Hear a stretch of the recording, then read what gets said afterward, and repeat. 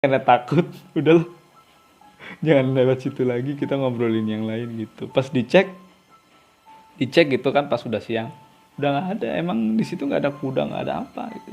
Teman saya melihat dengan mata kepala sendiri gitu. Saya percaya teman saya cerita karena di kerjaan alhamdulillah beliau jujur gitu, dan hal-hal kayak gitu kan memang wajar.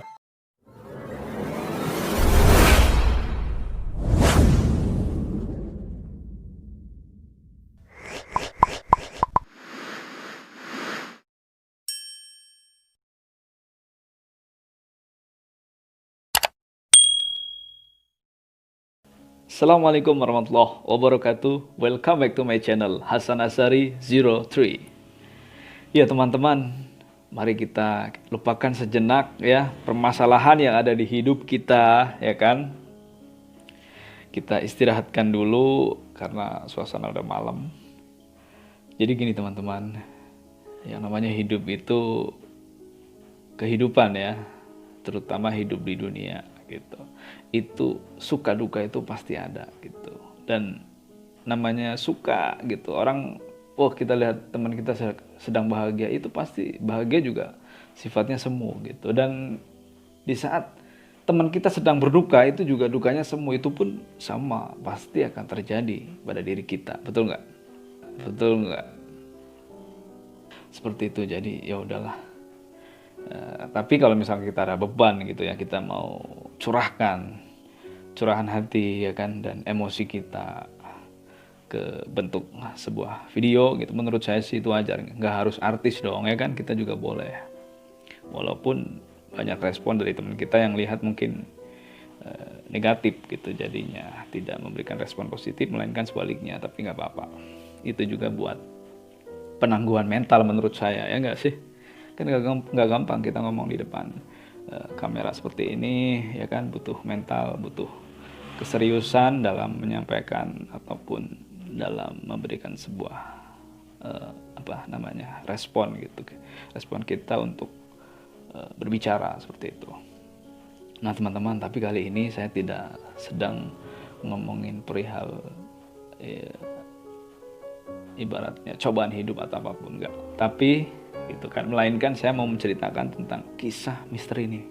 Menarik sekali, datangnya dari istri saya dan juga dari teman saya sewaktu kerja gitu. Saya kan di video sebelumnya ada tuh kisah saya tentang kisah mistis gitu ya, sewaktu saya masih kecil gitu. Nah sekarang istri saya nih, jadi istri saya ini lumayan peka gitu kalau melihat hal-hal goib gitu, seperti jin dan lainnya gitu. Karena juga ada keturunan dari eyang ya, dari kakek itu, dia itu belajar ilmu hikmah dan peka banget terhadap hal-hal goib gitu. Dan sebenarnya itu nggak bagus ya teman-teman, kalau kita pembimbing guru kita nggak tepat gitu ya, yang hak, itu berat, nggak bagus kita punya semacam kodam atau ilmu hikmah berbentuk jin dan lain sebagainya. Karena jin, ada jin kafir dan jin yang muslim gitu. Dan jin bisa jadi suatu saat itu tiba-tiba dia jahat sama kita, menuntut tentang apa yang sudah kita suruh gitu, sewaktu kita ibaratnya memberikan tugas pada jin yang kita ibaratnya pelihara seperti itu.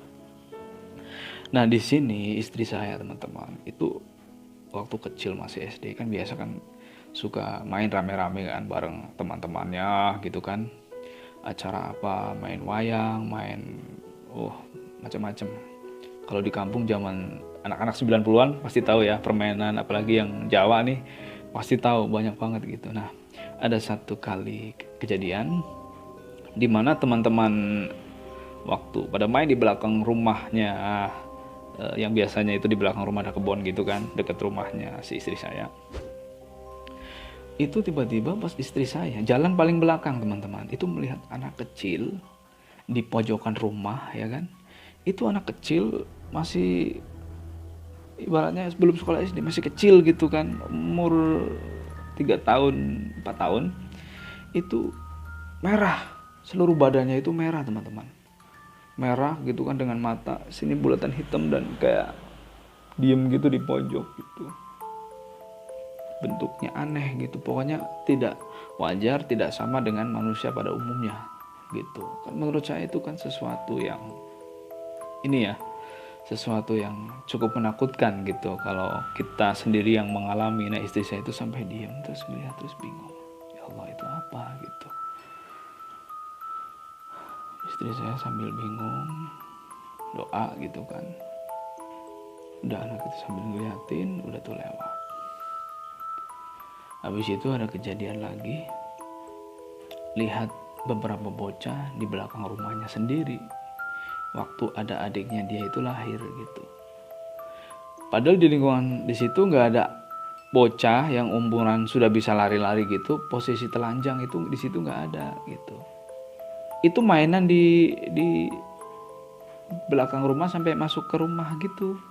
Itu istri saya lihat gitu, terus nanya, "Mak, itu siapa tadi anak kecil?" "Mana, nggak ada, nggak lihat ada anak kecil," katanya. Sambil lagi ngomong adiknya yang baru lahir gitu kan. Si ibunya ini ngomong anaknya, maksudnya ngomong anaknya adik istri saya gitu. Dan itu anak kecil lewat begitu gitu. Dan nggak lama mbaknya ini, bulek bukan mbaknya, buleknya ini lihat kan berdekatan dengan eyangnya ya, di belakang rumah eyang itu melihat sosok kepala manusia pas lagi jemur pakaian. Itu terjadi di siang bolong teman-teman. Jadi wayah-wayah beduk, kalau di Jawa itu wayah beduk, itu di kita sekitar di Jakartanya itu jam 12 siang menjelang zuhur gitu kan, jam 12 siang kurang lah, pokoknya intinya seperti itu. Itu melihat sosok kepala yang melotot gitu di tumpukan batu bata yang mau buat bikin rumah itu. Allahu Akbar, shock gitu. Waktu mau nyumbur pakaian langsung Allahu Akbar, udah balik tuh. Udah pas ke situ udah nggak ada lagi itu.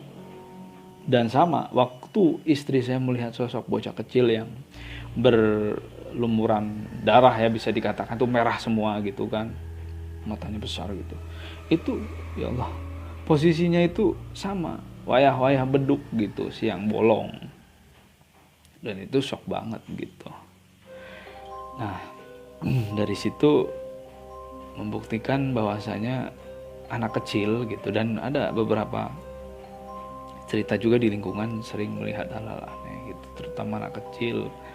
Karena anak kecil itu memang masih peka ya, masih belum banyak dosa kalau kita bilang gitu.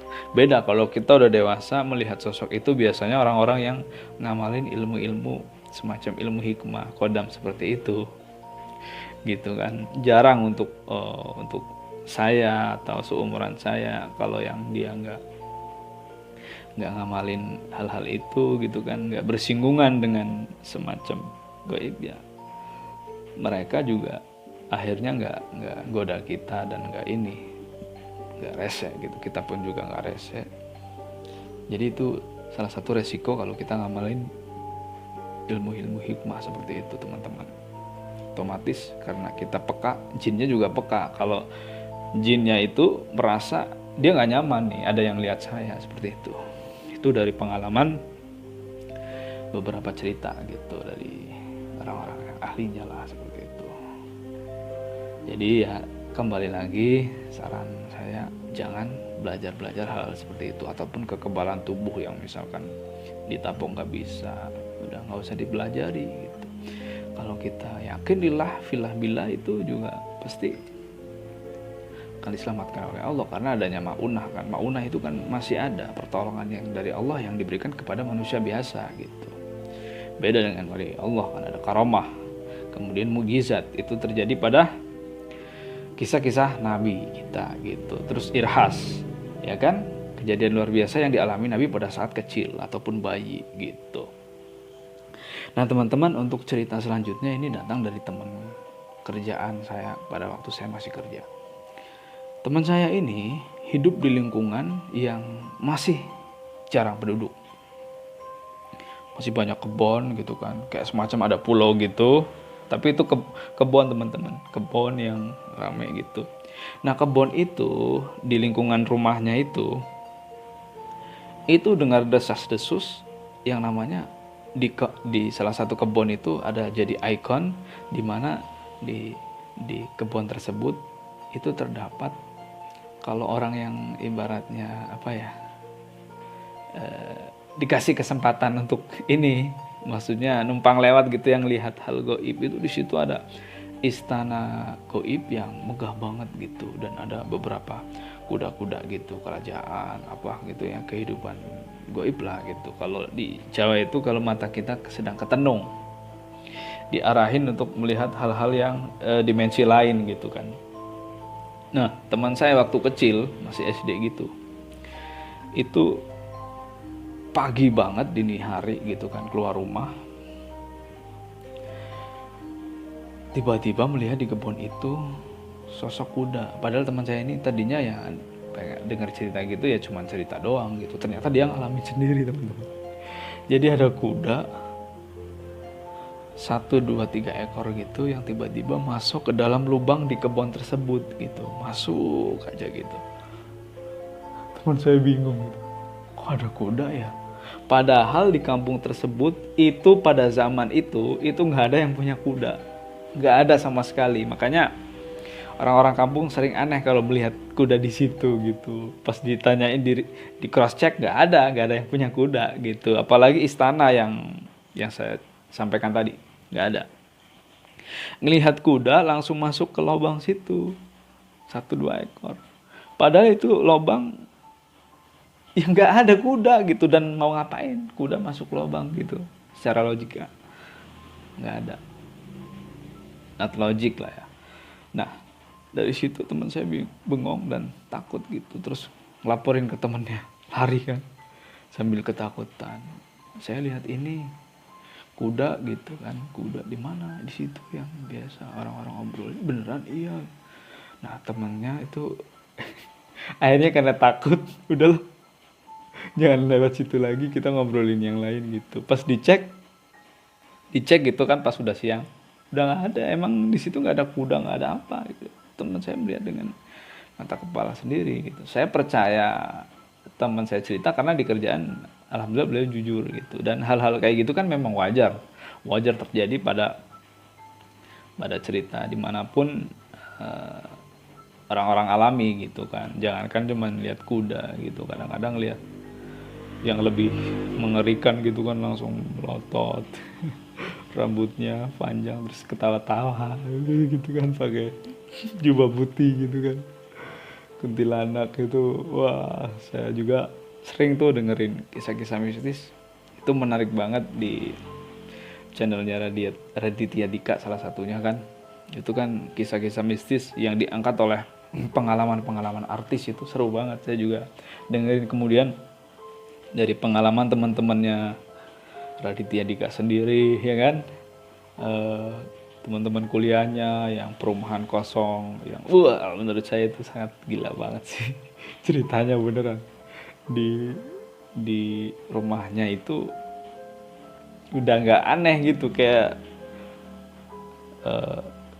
penunggunya itu sama ibaratnya sama tamu gitu kan, atau sama penghuninya itu kayak mereka anggap kayak saudara gitu, padahal yang huni takut ataupun tamunya gitu. Itu jin atau sosok gaib itu dinampakkan banget gitu. Itu coba aja cek dan dengerin sendiri gitu kan. Itu luar biasa sih.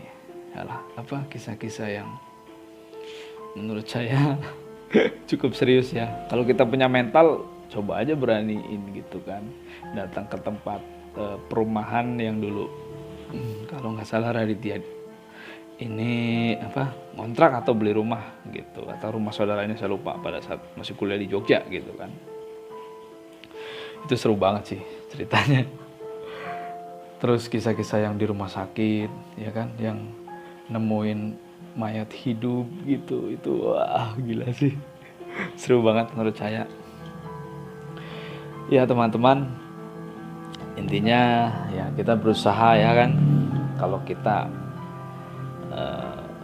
berusaha menghibur gitu kan, niat kita bikin video untuk menghibur teman-teman, ataupun sebaliknya teman-teman merasa sedang mencari hiburan kemudian melihat video-video kita atau siapapun terus terhibur, itu ya alhamdulillah gitu kan.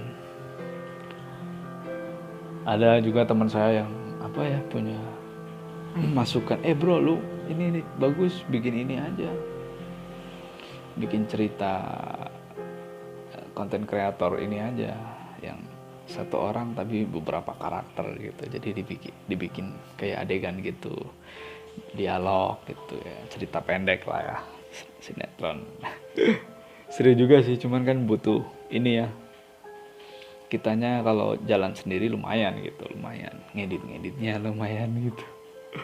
Ya seru juga, tapi buat teman-teman yang melihat video ini terus punya ide, ayo kerjasama yuk untuk bikin konten apa gitu kan. Misalkan adegan tadi kita bagi hasil aja gitu kan, kalau banyak viewersnya melihat cerita gitu. Karena saya udah ada di kepala gitu ya beberapa ide yang kalau ditulis, di skenarioin gitu kan nih, jelas gitu, itu kayaknya bagus gitu. Iya kan, idenya seperti apa rahasia gitu. Cuman kalau saya jalan sendiri kayaknya masih berat gitu. Iya. Ya nantilah insyaallah. Ceritanya itu dulu teman-teman, cerita kisah mistisnya ya. Mohon maaf nih kalau ada kekurangan dalam penyampaian ataupun apapun. Yang pasti kita hidup ya udah bawa enjoy aja. Ya kan, walaupun sempat lihat videoku yang itu karena benar-benar lagi keadaan berat banget sih. Tapi ya udahlah, kita berdoa, kita mohon pada Allah supaya dimudahkan dan diberi peluang-peluang untuk memberikan ide kalau kita memang hasrat kita di entertain gitu kan. Ide untuk membuat sebuah karya yang diterima oleh masyarakat, menghibur dan bermanfaat, itu sih pengennya itu aja. Pengen banget gitu kan bikin sebuah karya gitu kan yang nantinya bisa diterima oleh masyarakat karena karya tersebut menghibur dan bermanfaat gitu. Bismillah ya. Dan juga saya sambil usaha nih online shop. Buat teman-teman yang kepo online shopnya apa, itu saya ada videonya, walaupun videonya juga nggak jelas di situ saya ngomong apa karena masih bingung. Itu di tempat usahanya teman, saya hanya mengangkat barang-barangnya. Saya masih tim reseller yang nge-share produk-produk yang ada kan, elektronik terlengkap, aksesoris elektronik terlengkap, dan juga ada sportnya, sepatu, tas, kemudian kebutuhan lain, dompet, bahkan celana pendek, celana dalam, semua ada ya.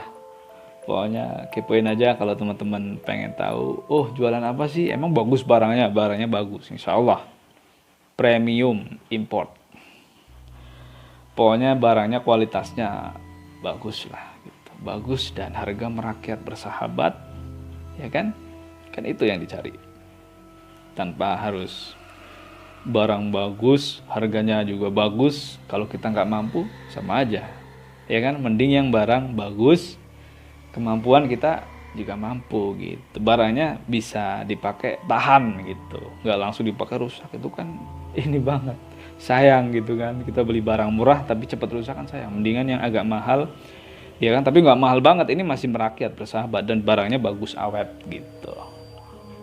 Oke, terima kasih dari saya buat teman-teman semua, semoga sehat selalu ya kan, diringankan cobaan, dimampukan untuk melakukan hal-hal yang bermanfaat, hal-hal yang tentunya baik buat teman-teman semua ya kan. Di masa pandemi ini itu luar biasa memang dampaknya. Saya Hasan Azhari 03. Assalamualaikum warahmatullahi wabarakatuh.